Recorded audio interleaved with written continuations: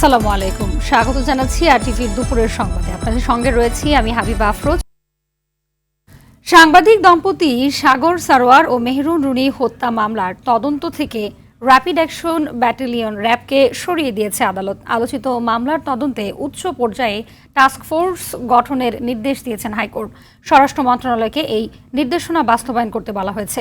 সকালে বিচারপতি ফারাহ মাহবুব ও বিচারপতি মুহাম্মদ মাহবুব উল ইসলামের হাইকোর্ট বেঞ্চ এই আদেশ দেন। গত প্রায় 12 বছরে 111 বার সময় নিয়েও তদন্ত প্রতিবেদন দাখিল করতে পারেনি র্যাব।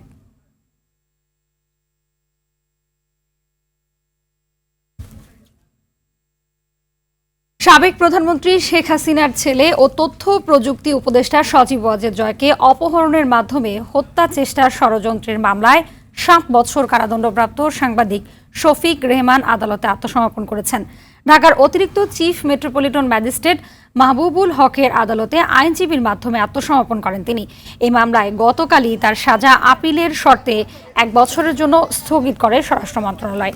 আজ তিনি আত্মসমর্পণ করে আপিলের জন্য প্রয়োজনীয় নকল সরবরাহের আবেদন করেন। একই সঙ্গে গ্রেপ্তারি পরোয়ানা প্রত্যাহারের আবেদন করেন।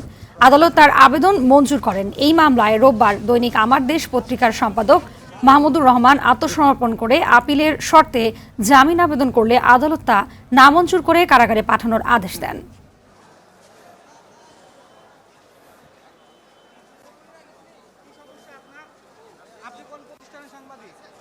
আত্মসমর্পণ করেছেন, যেহেতু এটা ফিজি পলাতক দেখানো হয়েছে, তাই আর সেটাকে ওনার প্রেজেন্ট দেখালেন। আর ওনার বিরুদ্ধে যে গ্রেপ্তারি পরোয়ানা ছিল, সাজা পরোয়ানা যায়নি, সেটা প্রত্যাহার হবে। আর উনি আপিল করার জন্য নকল পাবেন। কেন আমার শাস্তি হয়েছিল, কেন আমাকে জেলে থাকতে হবে, উত্তর হাসিনাকে দিতে হবে। রাষ্ট্র সংস্কারের কাল থেকে 6টি কমিশন কাজ শুরু করলে 3 মাসের মধ্যেই অন্তর্বর্তী সরকারকে প্রস্তাব দেবেন বলে আশা প্রকাশ করেছেন বিএনপির স্থায়ী কমিটির সদস্য সালাউদ্দিন আহমদ। সকালে জাতীয়তাবাদী ওলামা দলের 45তম প্রতিষ্ঠা বার্ষিকী উপলক্ষে দলের প্রতিষ্ঠাতা শহীদ রাষ্ট্রপতি জিয়াউর রহমানের সমাধিতে শ্রদ্ধা জানিয়ে সংস্কারে বিএনপির পক্ষ থেকে সহযোগিতার কথাও জানান তিনি। ছাত্র জনতার গণবিপ্লবের পর যেই আকাঙ্ক্ষার সৃষ্টি হয়েছে সেটিকে ধারণ করে সমৃদ্ধ বাংলাদেশ গড়ে তোলা হবে বলেও জানান তিনি। বিদেশে বসে অস্থিরতা সৃষ্টির ষড়যন্ত্র চলছে, পদত্যাগ করার সরকারের দোসররা এখনও সব জায়গায় বসে আছে বলেও মন্তব্য করেন সালাউদ্দিন। আমরা বাংলাদেশে সরকার যে 6টা সংস্কার কমিশন ঘোষণা করেছেন, 1 অক্টোবর থেকে তারা কাজ শুরু করবেন এবং 3 মাসের মধ্যে রিকমেন্ডেশন জমা দিতে পারবেন। তা আমরাও আশা করি তারা তাদের কাজগুলো সফলজনকভাবে সমাপ্ত করতে পারবেন। বিদেশে বসে পতিত স্বৈরাচারের ফেসিবাদের যিনি দণ্ডমুণ্ড, তিনি অপারেট করছেন বাংলাদেশের ভিতরে যাতে অস্থিরতা সৃষ্টি করা যায়, কিন্তু বাংলাদেশের মানুষ কোনো রকমের ষড়যন্ত্রকে বাস্তবায়ন হতে দিবে না। দ্রুত সংস্কার কাজ শেষ করে নির্বাচন দেওয়ার কথা পুনর্ব্যক্ত করেছেন বাংলাদেশের অন্তর্বর্তীকালীন সরকারের প্রধান উপদেষ্টা ডক্টর মোহাম্মদ ইউনূস। জাতিসংঘ সাধারণ অধিবেশনের ফাঁকে যুক্তরাষ্ট্রের নিউ ইয়র্কে জাপানি গণমাধ্যম এনএইচকে দেয়া সাক্ষাৎকারে এমন মন্তব্য করেন তিনি। এ সময় জাপানকে বাংলাদেশের সর্বোচ্চ সহায়তাকারী উল্লেখ করে দেশের ক্রান্তিকালে অর্থনীতি ও গণতন্ত্র পুনরুদ্ধারে সহায়তার প্রত্যাশা করেন ডক্টর ইউনূস। সাক্ষাৎ করে বৈষম্য বিরোধী ছাত্র আন্দোলনে নিহত তরুণদের কথা স্মরণ করে পলিসি মেকিংয়ে তাদের অন্তর্ভুক্তি নিশ্চিতের কথা জানান তিনি।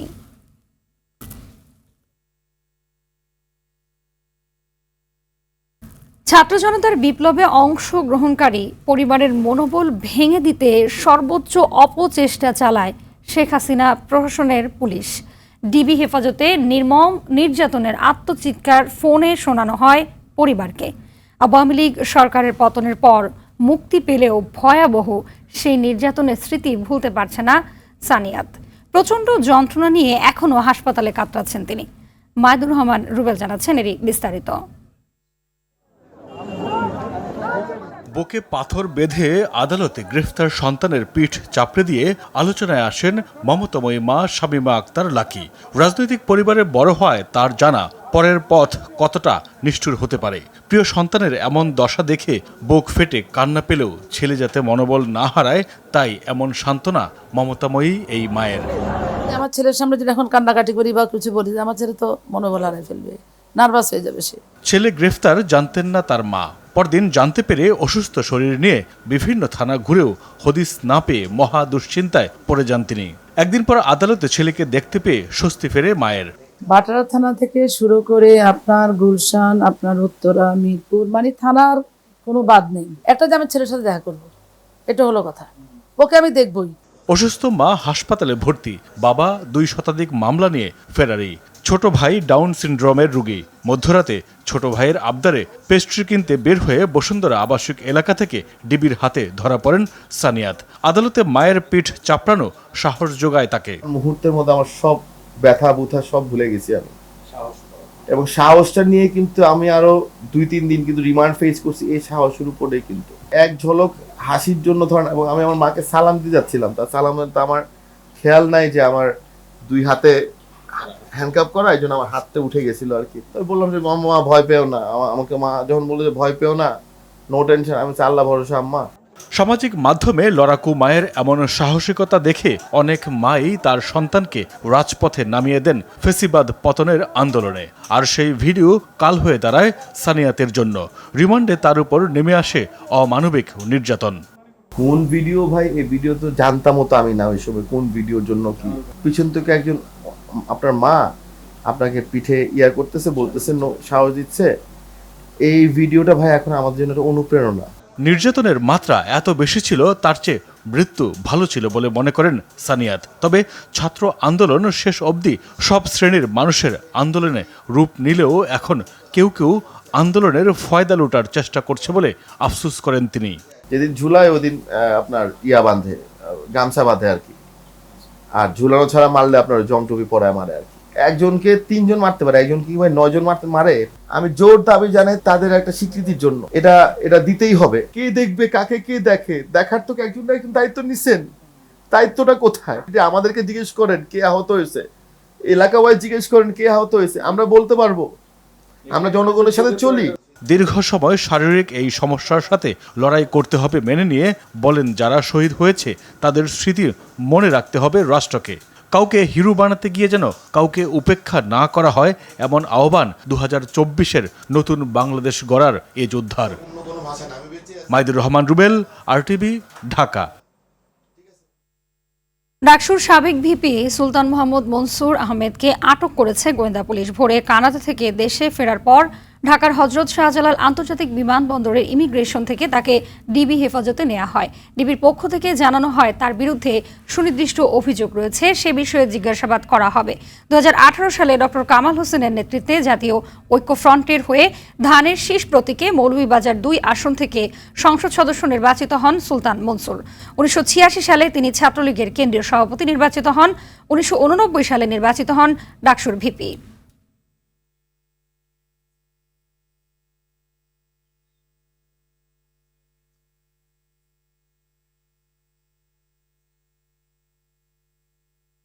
চট্টগ্রাম বন্দরের ডলফিন জেটিতে নোঙর করা সরকারি মালিকানাধীন তেলবাহী ট্রাঙ্কারে অগ্নিকাণ্ডের ঘটনা ঘটেছে।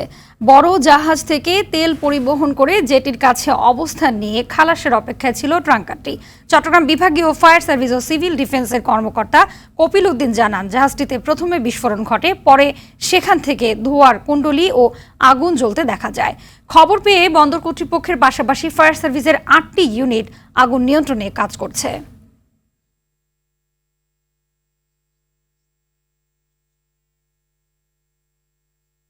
রাজধানীর উত্তর বাড্ডায় ছেলে ধরা সন্দেহে তসলিমা বেগম রেনুকে পিটিয়ে হত্যার মামলায় রায় পিছিয়ে 9 অক্টোবর নির্ধারণ করেছেন আদালত। ঢাকার 6ষ্ঠ অতিরিক্ত মহানগর দায়রা জজ মোহাম্মদ মোর্শেদ আলমের আদালতে রায়ের ঘোষণার দিন ধার্য ছিল। রায় প্রস্তুত না হওয়ায় আদালত পরবর্তী 9 অক্টোবর নতুন দিন ধার্য করেন। 2019 সালের 20 জুলাই উত্তর পূর্ব বাড্ডার সরকারি প্রাথমিক বিদ্যালয়ে রেনু তার 4 বছরের মেয়েকে ভর্তি করানোর বিষয়ে খোঁজ নিতে যান। উপস্থিত কয়েকজন নারী তাকে ছেলে ধরার সন্দেহ করে। এই গুজব ছড়িয়ে পড়লে আধা ঘন্টা অমানবিক নির্যাতনের পর মৃত্যুর কোলে ঢলে পড়েন রেনু। ঘটনার পর তার ভাগ্নে সৈয়দ নাসির উদ্দিন টিটু বাদী হয়ে 500 জনকে আসামি করে মামলা করেন। যে হত্যার মামলার পূর্ব ঘোষিত আজকে রায়ের জন্য ছিল। আমরা বাদী পক্ষে হাজিরা দাখিল করেছি আসামি পক্ষ হাজিরা দাখিল করেছে। 1 নম্বর আসামি হৃদয় ইব্রাহিম হোসেন ওরফে হৃদয় ও হাজিরা দাখিল না করে জামিন বাতিল করেছে। পরবর্তীতে বিজ্ঞ আদালত নথি দেখার পরে রায় যেহেতু প্রস্তুত করতে পারে নাই, আগামী 9-10 তারিখে রায়ের জন্য আবার পুনরায় 9-10-24 তারিখে আবার রায়ের জন্য ধার্য করেছেন বিজ্ঞ আদালত। সত্যিকার অর্থে এই মামলাটা নিয়ে আমাদের প্রত্যাশা অনেক উপরে, যেটা হচ্ছে আপনার মামলাটা অত্যন্ত চাঞ্চল্যকর এবং অত্যন্ত নৃশংস একটা মামলা। আবারও ভয়াবহ রূপ নিচ্ছে দেশের ডেঙ্গু পরিস্থিতি। প্রতিনিয়ত কেড়ে নিচ্ছে তাজা প্রাণ। হাসপাতালগুলোতে দেখা যাচ্ছে রোগীদের উপচে পড়া ভিড়। সমন্বিত উদ্যোগ ছাড়া প্রতিরোধ কঠিন বলে মনে করছেন বিশেষজ্ঞ চিকিৎসকেরা। এদিকে মশা নিধনে সরকারের দৃশ্যমান কোনো ব্যবস্থা না থাকায় ক্ষোভ জানান সাধারণ মানুষ। আরও জানাচ্ছেন বিপুল দেব রায়। এটি রাজধানীর শহীদ সোহরাওয়ার্দী মেডিকেল কলেজ হাসপাতালের চিত্র। তিল পরিমাণ ঠাঁই নেই ডেঙ্গু রোগীদের, তাই তো ওয়ার্ড ছেড়ে হাসপাতালের বারান্দায় ঠাঁই হয়েছে রোগীদের। রোগীর স্বজনরা বলছেন প্রতি ঘন্টায় রোগীর চাপ বাড়ছে, তাই সেবা পেতে একটু ব্যাক পেতে হচ্ছে। বাইরে সিট দেওয়ার মতন ওই কোনো কায়দা ছিল না। তখন আমাদের রোগী অসুস্থ, এখন ভর্তি তো হইতেই হবে আমাদের রোগীর সেবা যত্ন নেওয়ার জন্য। বেড ফাঁকা নাই, এই জন্য বারিন্দায় বর্তমানে সিট নিছি। এবার ডেঙ্গু রোগীদের বিভিন্ন রকম উপসর্গ দেখা যাচ্ছে, যা বুঝে ওঠার আগেই ডেঙ্গুর কাছে ধরাশায়ী হচ্ছেন বলে জানান রোগীরা। সিমটমগুলো একটু এবার ভিন্ন লেগেছে, যেমন পেটে পানি জমা, তারপর হচ্ছে যে পেট ফুলে যাওয়া, পাতলা পায়খানা হওয়া, এই সিমটমগুলো মানে কমন ছিল এবারে।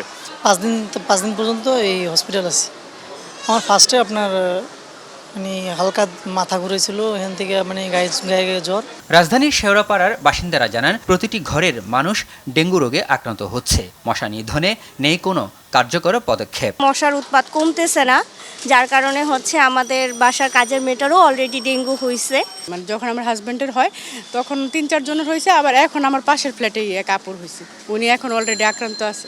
বিশেষজ্ঞ চিকিৎসকরা বলছেন ডেঙ্গু রোগ প্রতিকারের চেয়ে প্রতিরোধ করতে হবে। শুরুতে চিকিৎসকের পরামর্শ নিতে হবে, কারণ উপসর্গ কিন্তু এখন অনেকে থাকছে না, কিন্তু হালকা হলেও থাকছে। যেমন হয়তো বা মাথা ব্যথা থাকছে, পেটে ব্যথা, অথবা তার মনে হচ্ছে বুক ধরফর করছে, একটু শ্বাসকষ্ট হচ্ছে, তাহলে চিকিৎসকের পরামর্শ নিতে হবে শুরুতে। ডেঙ্গুর ক্ষেত্রে আসলে সবার আগে দরকার প্রতিরোধমূলক ব্যবস্থা গড়ে তোলা, কারণ প্রতিকারের জন্য চিকিৎসক আছেই আপনাদের সাথে। প্রতিরোধ যদি গড়ে তোলা যায় তাহলে আক্রান্তের সংখ্যা কমে আসবে। আক্রান্তের সংখ্যা কমে আসলে অটোমেটিক মৃত্যুটা কমে আসে, সেই জন্য প্রতিরোধের কোনো বিকল্প আসলে নেই। চোখ রাঙাচ্ছে ডেঙ্গু, সে সাথে হাসপাতালের বিছানায় কাতরাচ্ছেন রোগীরা। তবে এই রোগ থেকে মুক্তি পেতে হলে একমাত্র সচেতনতায় বৃদ্ধি করাটাই হচ্ছে প্রধান কাজ বলে মনে করছেন চিকিৎসকরা। তারা বলছেন সচেতন না হলে এই ধরনের রোগ ঠেকানো অনেকটাই কঠিন। বিপুল দেব রায়, RTV, ঢাকা।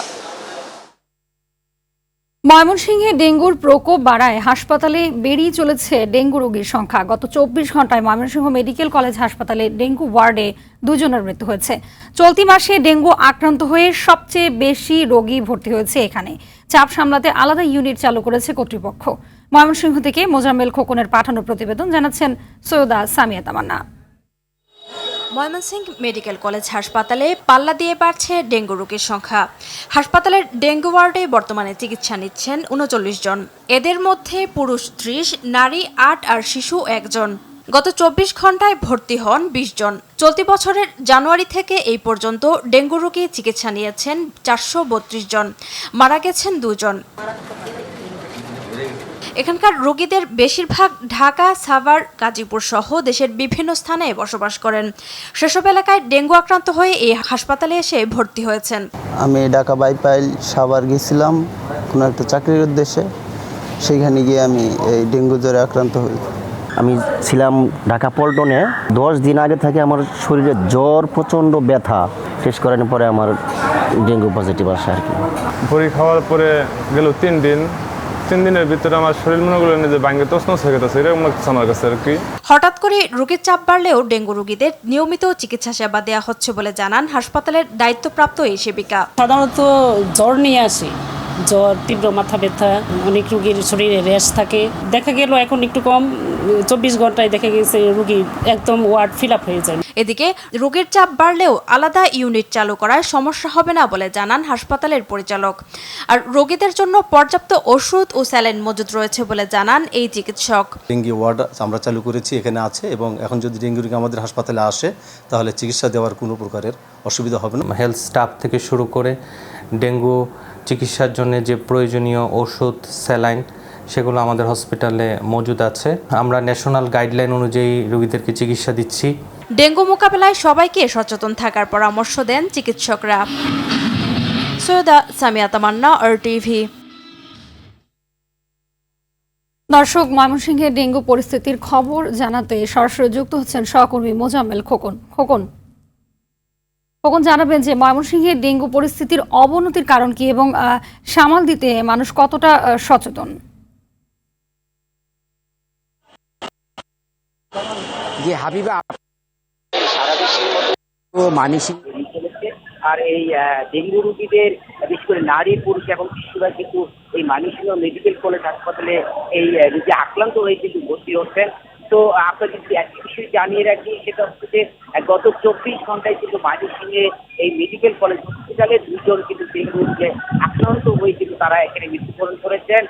একজনের মোস্তফা কামাল নামে যে রোগীটি গত 27 তারিখে এই মেডিকেল কলেজ হাসপাতালে ভর্তি হয়েছিলেন, তার বাড়ি ময়মনসিংহের গফুরগা, এবং নাসিমা আক্তার নামে একজন নারী, তিনি এখানে ভর্তি হয়েছিলেন গত 23 তারিখে। তার বাড়ি হচ্ছে এই জেলার গফুরগা উপজেলায়। তো আপনাকে একটি বিষয় জানিয়ে রাখি যে আমাদেরকে কিছুক্ষণ আগে ময়মনসিংহ মেডিকেল কলেজ হাসপাতালের ফোকাল ডক্টর নুন আমাদেরকে যেমনটি বলেছেন যে ডেঙ্গু রোগের রোগীদের ব্যাপারে তারা যথেষ্ট সতর্ক রয়েছেন, এবং ডাক্তাররা, চিকিৎসকরা সার্বক্ষণিক কিন্তু তাদের কিন্তু চিকিৎসা তত্ত্বাবধানে রেখেছেন, বিশেষ করে তাদেরকে কিন্তু বসারের ভেতরেই রেখেছেন। এবং তারা যেমনটি বলছেন যে ডেঙ্গু রোগীদেরকে বিশেষ করে মশারির ভিতরে থাকার জন্য তারা পরামর্শ দিয়েছেন। এবং আমাদেরকে ময়মনসিংহ মেডিকেল কলেজ হাসপাতালের পরিচালক ব্রিগেডিয়ার গোলাম ফেরদৌস আমাদেরকে যেমনটি বলেছেন, ডেঙ্গু রোগীদের নিয়ে কিন্তু ময়মনসিংহ মেডিকেল কলেজ হাসপাতালে আলাদা কিন্তু ইউনিট গঠন করা হয়েছে। সেই ইউনিটে কিন্তু ডাক্তাররা নিবিড় পর্যবেক্ষণে এই ডেঙ্গু রোগীদেরকে চিকিৎসা দিয়ে যাচ্ছেন।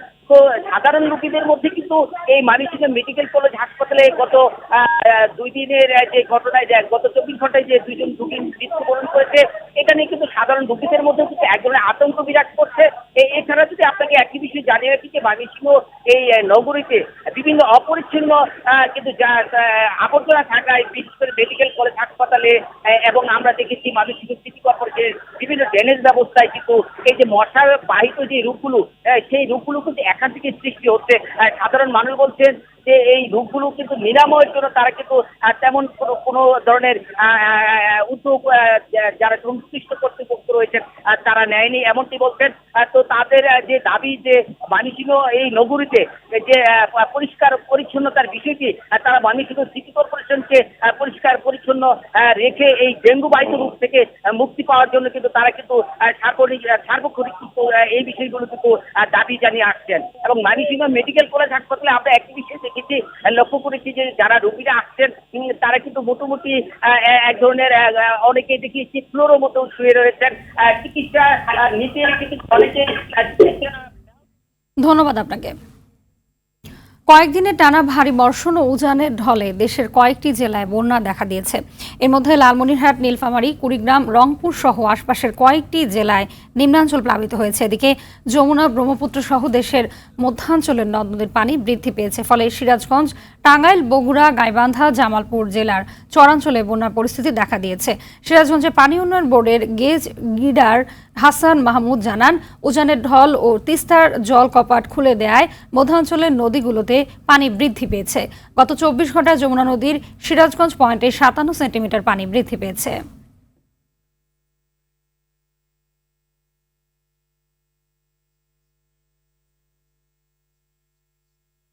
দর্শক, এই বিষয়ে আরো জানাতে কুড়িগ্রাম থেকে সরাসরি যুক্ত হচ্ছেন সহকর্মী আব্দুল কুদ্দুস চঞ্চল। চঞ্চল, জানাবেন যে তিস্তা সহ অন্যান্য নদীর পানি বাড়ায় পানিবন্দী মানুষের দুর্ভোগ কেমন দেখছেন?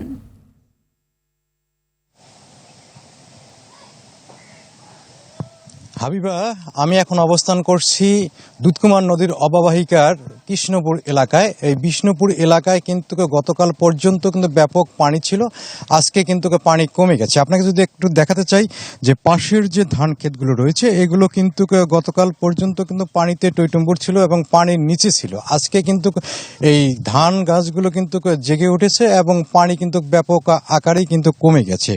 বিশেষ করে তিস্তা, ধরলা এবং দুধকুমার সমানতালে কিন্তু পানি কমছে এবং বন্যা পরিস্থিতির সেটি কিন্তু উন্নতি হচ্ছে।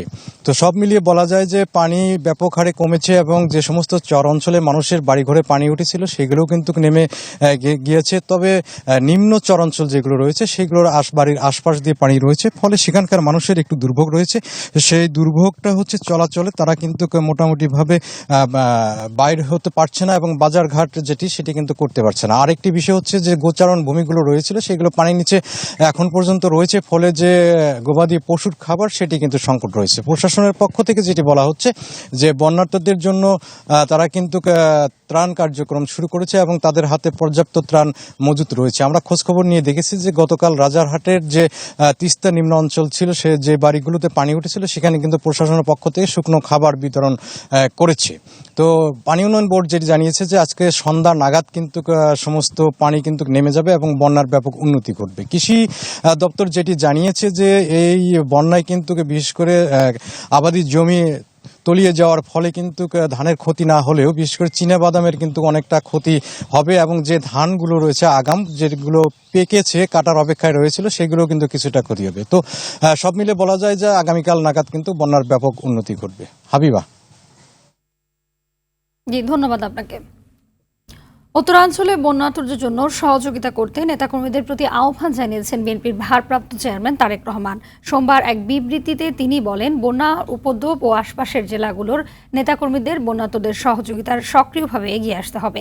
তারেক রহমান বলেন, তিস্তা নদীর তীরবর্তী লালমনিরহাট, নীলফামারী, রংপুর, কুড়িগ্রাম ও গাইবান্ধা জেলার সর্বনিম্নাঞ্চল আকস্মিক বন্যার শিকার হয়েছে।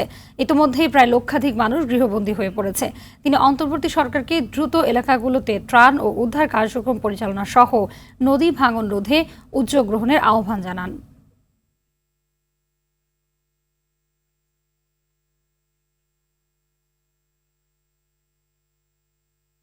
শ্বেতপত্র প্রস্তুতের কাজ অব্যাহত রয়েছে বলে জানিয়েছেন অর্থনৈতিক শ্বেতপত্র প্রণয়ন কমিটির প্রধান দেবপ্রিয় ভট্টাচার্য। সকালে রাজধানীর আগারগাঁওয়ে শেরেবাংলা নগরে বাংলাদেশ পরিকল্পনা কমিশনের শ্বেতপত্র কমিটির সংক্ষিপ্ত ব্রিফিংয়ে এই কথা বলেন তিনি।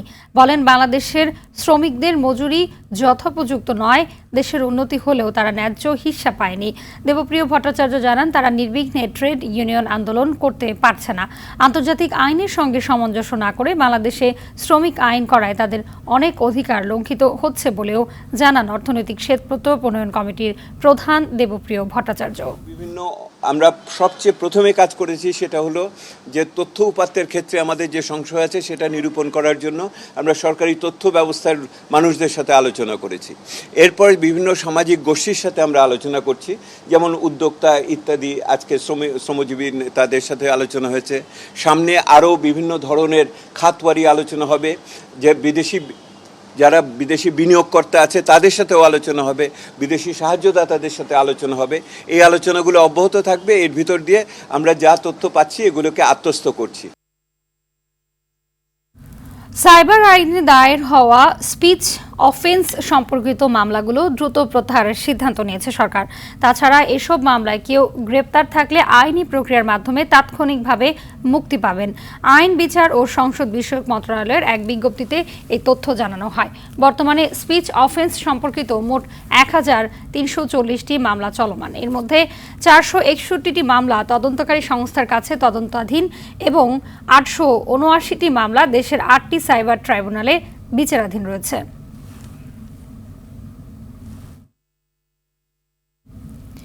ঢাকা বিশ্ববিদ্যালয়ের ফজলুল হক মুসলিম হলের গণপিটুনির শিকার হয়ে মারা যাওয়া তোফাজ্জল হোসেন সহ গণপিটুনিতে সব মৃত্যুর ঘটনার তদন্ত চেয়ে রিট দায়ের করা হয়েছে। রিটে বিচার বিভাগীয় তদন্ত চাওয়া হয়েছে। গত 18 সেপ্টেম্বর রাত 8:45টার দিকে তোফাজ্জল ঢাকা বিশ্ববিদ্যালয়ের ফজলুল হক মুসলিম হলের গেটে সন্দেহভাজনভাবে ঘোরাফেরা করছিলেন। এ সময় বিশ্ববিদ্যালয়ের কিছু ছাত্র তাকে আটক করে প্রথমে ফজলুল হক মুসলিম হলের মূল ভবনের গেস্ট রুমে নিয়ে যায়। মোবাইল চুরির অভিযোগ করে তারা ওই যুবককে এলোপাথারি, চড়থাপ্পড় ও কিল ঘুষি মারে। এতে তার মৃত্যু হয়। দুপুরের সংবাদ এ পর্যন্তই। সবশেষ সংবাদ জানতে যে কোনো মোবাইল ফোন থেকে 2414 নাম্বার ডায়াল করুন। জেলা সংবাদ বিকেল 4:45টায় দেখার আমন্ত্রণ রইল। ধন্যবাদ সবাইকে।